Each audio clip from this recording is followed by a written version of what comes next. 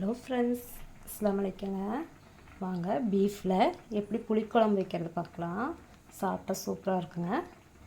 என்னென்ன வேணும்னு பார்க்கலாம். பீஃப் பாருங்கள், கழுகி 1/2 கிலோ அளவுக்கு இருக்குது. கழுகி தண்ணி வடி வச்சுருக்கேன். தக்காளி 4 தக்காளி போட்டிருக்கேன், வெந்துட்டுருக்குது. தேங்காய், வெங்காயம் 2-3 பூண்டும், மீன் குழம்புக்கு அறுக்கிற மாதிரி அறுத்து வச்சுருக்கேங்க. அந்த மாதிரி அறுத்துக்கோங்க. புளி கொஞ்சம் எடுத்து ஊற வச்சுக்கலாம்.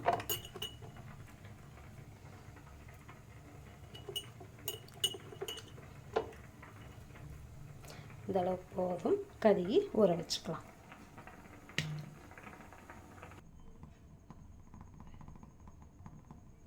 தேங்காவை அரைச்சிக்கலாங்க. நைஸாக அரைச்சிக்குவோம். தக்காளி வெந்துருச்சு. குக்கர் அடுப்பில் வச்சுருக்கேன். தேங்காய் அரைச்சிட்டு வந்துடலாம் வாங்க. குக்கர் சூடாயிடுச்சு. எண்ணெய் ஊற்றிக்கலாங்க வணக்கிற அளவுக்கு.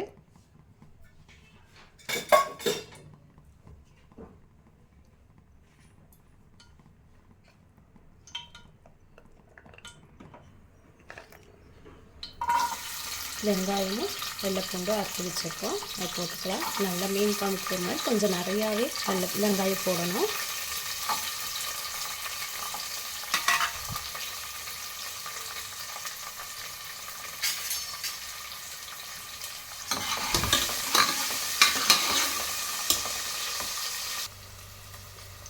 வெங்காயம் வணங்கிட்டேங்க. அதுக்குள்ளே புளியும் தக்காளி கரைச்சிக்கலாம் வாங்க. கரைச்சி வடிகட்டி வச்சுக்குவோம். கரைச்சாச்சு பாருங்கள், நல்லா கரைச்சாச்சு. இனி வேணும்னா கொஞ்சம் இருக்குது, கரைச்சிக்கலாம்.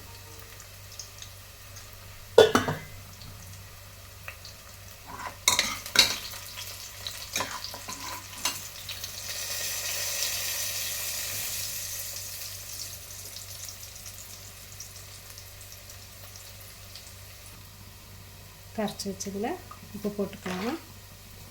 நல்லா வடிகட்டிக்கோங்க. புளியோட இது இருக்கும், அது இல்லாமல் புளியோட தூளெல்லாம் இருக்கும், அது இல்லாமல் வடிகட்டிக்கோங்க.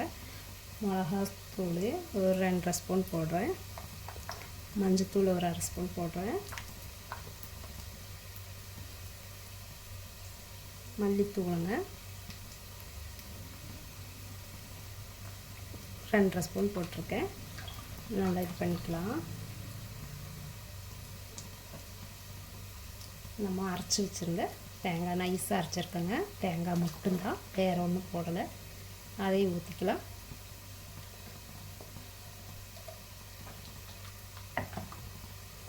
நல்லா கரைச்சாச்சுங்க, இருக்கட்டும். இது கூட நம்ம கழுவி வச்சுருக்கிற கறியை போட்டுக்கலாங்க. கறியை போட்டு நல்லா வதக்கிக்கோங்க.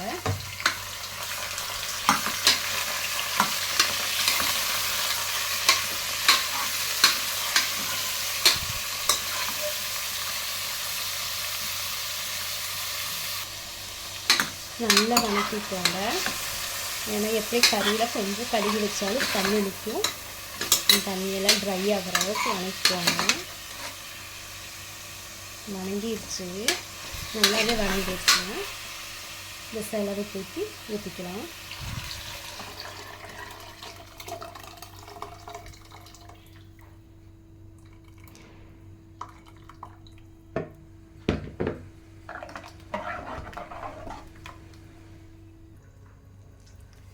ரெண்டு 3 கொத்தமல்லி தலையும் 2 பச்சை மிளகு போட்டு நல்லா ஒரு 4-5 விசில் விடுங்க. கறி வேகட்டும். புளி ஊற்றி இருக்கிறனால அது ஒரு விசில் எக்ஸ்ட்ரா தான் விடணும்.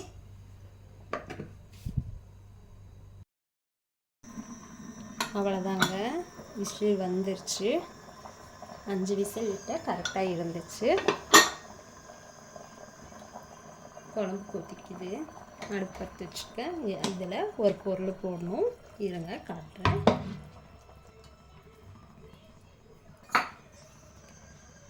சின்ன வடை சட்டி வச்சுக்கலாம், காயிட்டும்.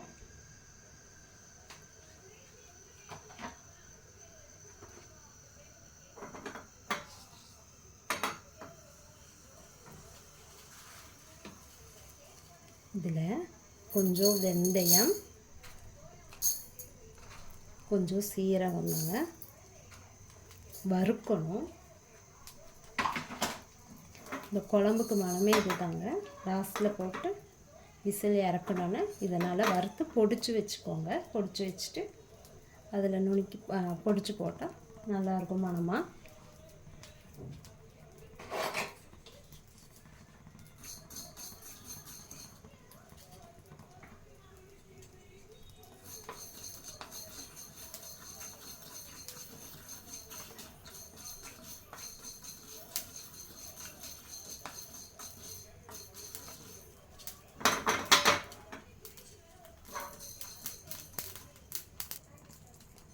நல்லா வறுபட்டுருச்சு. இந்த அளவுக்கு வறுக்கணும். அப்போ தான் நுணுக்குனா கொஞ்சம் நைஸாகும். குழம்பு அடுப்பில் வச்சுக்கலாம், கொதிக்கட்டும்.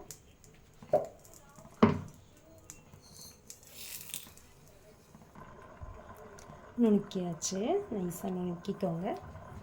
இதை இந்த குழம்புல போட்டு ஒரு கொதிக்க வைக்கலாம். நல்லா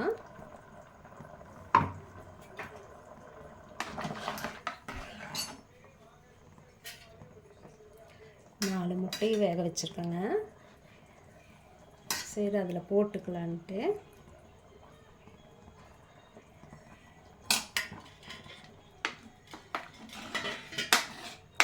இதே மட்டன்லேயே வைக்கலாம்.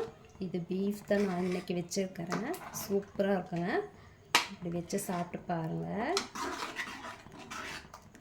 ரெண்டாவது வைப்பீங்க. அவ்வளோதாங்க. நல்லா கொதிச்சிருச்சு. பார்த்தாலே உங்களுக்கு தெரியும், சூப்பராக இருக்குது. பார்த்தாலே நல்லா சாப்பிடணும் போல் இருக்குது. இதே மாதிரி வச்சு பாருங்கள், நல்லாயிருக்கும். அவ்வளோதாங்க, பீஃப் புளி குழம்பு. அஸ்ஸலாமு அலைக்கும்.